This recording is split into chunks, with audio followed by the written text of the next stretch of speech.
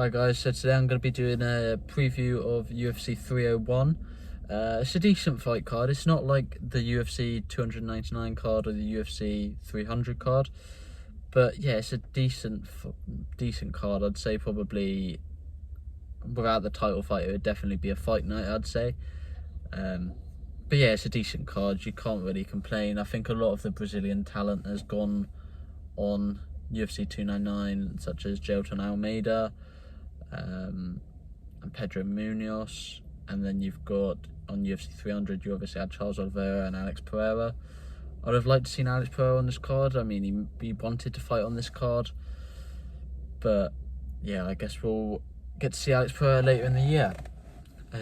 So the main event is Pantoja versus Steve Erceg.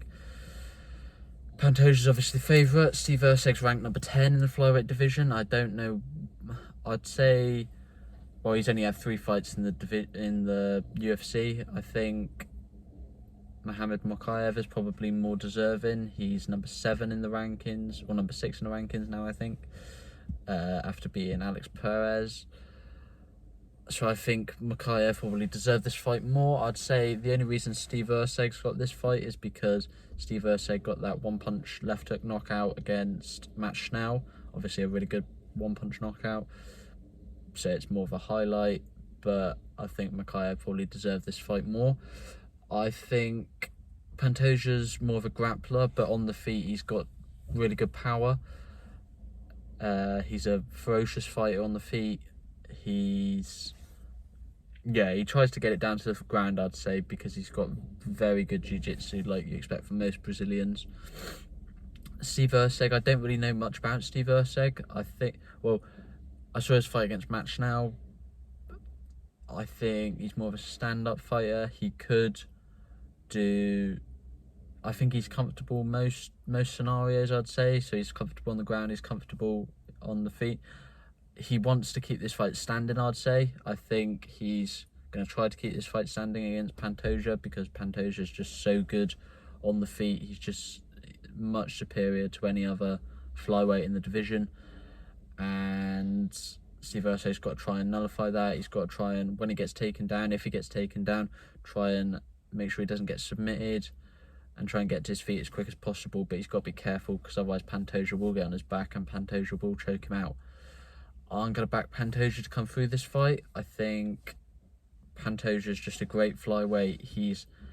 The guys he's beaten Kara France twice, he's beaten Moreno 3 times, he's beaten Matt Schnell, he's lost to Davison Figueiredo, he beat Brandon Royval twice. He's got no one else to fight in the division other than Albazi and Muhammad Mokaev, probably, other than Steve Erceg. So I think it's the fight that had to be made. Or I think Mokaev will probably fight him next, hopefully. I want to see if Mokaev get that title shot. He's an exciting young talent. But yeah, I think Pantoja will win this fight. I do think there is a risk for an upset because not many people know about Steve Erceg or know a lot about Steve Erceg because there's not much film of him. Obviously, he's only had 3 UFC fights, like I said. But what I could see from him, he's very good technically, very good all-round, well-rounded. But yeah, again, I think Pantoja might be able to submit him in the later rounds, I'm going to say. And then in the co-main event, we've got the King of Rio, Jose Aldo, coming back out of retirement to fight Martinez in the bantamweight division. Martinez is ranked 13, I think, in the bantamweight division. And Aldo's obviously unranked because he's just come out of retirement. Both of them are very good leg kicks. That's one thing I've noticed about Jonathan Martinez, which you could see against Adrian Yanez. He's got really good leg kicks. He destroyed Yanez's legs, and I rated Yanez quite highly. He's obviously coming off the back of 2 back-to-back losses, devastating back-to-back losses now. But yeah, it'd be good to see what Yanez can do. But anyway, on to Martinez and Aldo. I think Martinez is going to try and get up close. He's going to throw loads of punches. He's going to be quite aggressive with Aldo, potentially try and take him down. But I think Aldo's going to try and stay on the feet. He's going to leg kick Martinez. Well, they're both going to give leg kicks to each other. I think it's whoever drops first with the leg kicks, to be honest. But Aldo, obviously, he's most well known by the fans, I'd say, for his loss to Conor McGregor, where he lost in 13 seconds, obviously.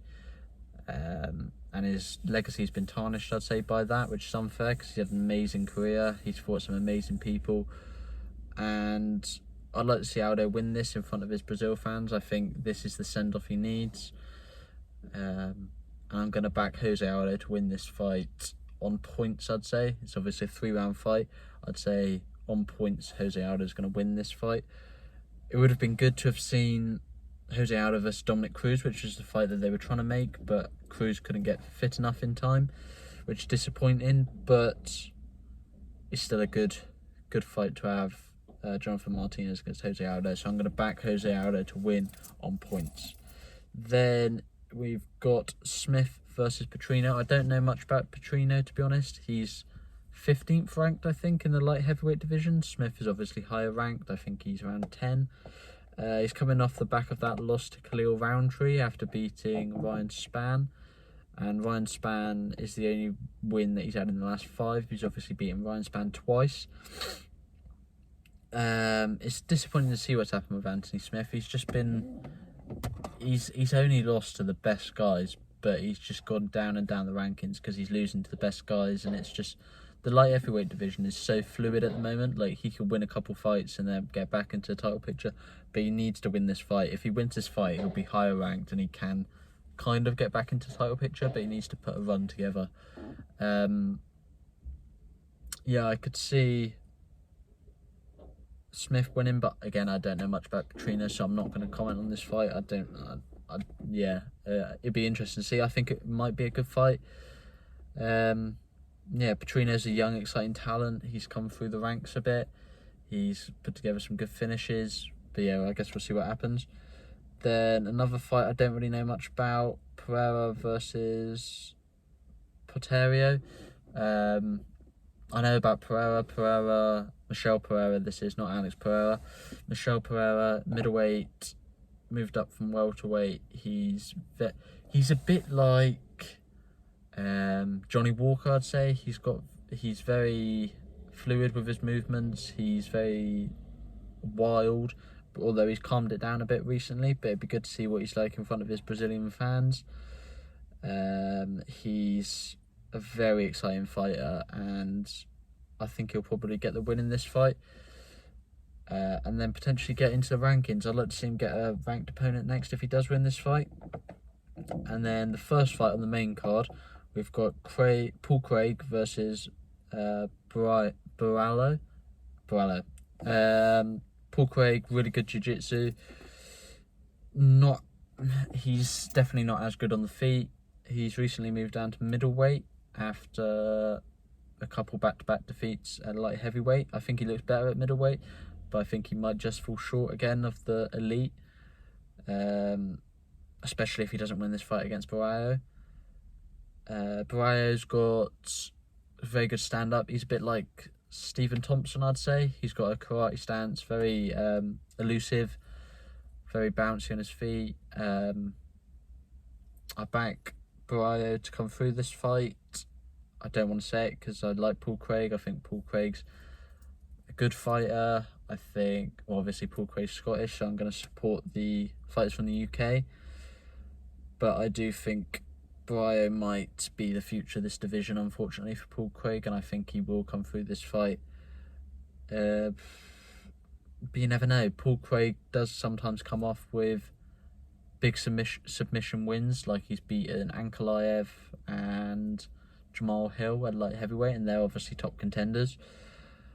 But I'm going to back Barallo to come through this fight, and I think Barallo will win this on points. That's my opinion on the main card, basically, for UFC. You've also got Jack Shaw in a fight against a young Brazilian as well. Be good to see Jack Shaw come through that fight and potentially get a ranked opponent next. But yeah, it's a good card. It's not an amazing card like 301 or not like 300 or 299. But yeah, it'd be good to see what happens in the main event. Be good to see what happens in the rest of the card. Thanks guys for listening. Please share your comments. what you think about my predictions, what you think about, well, what your own predictions are, and please like and subscribe. Thanks, guys.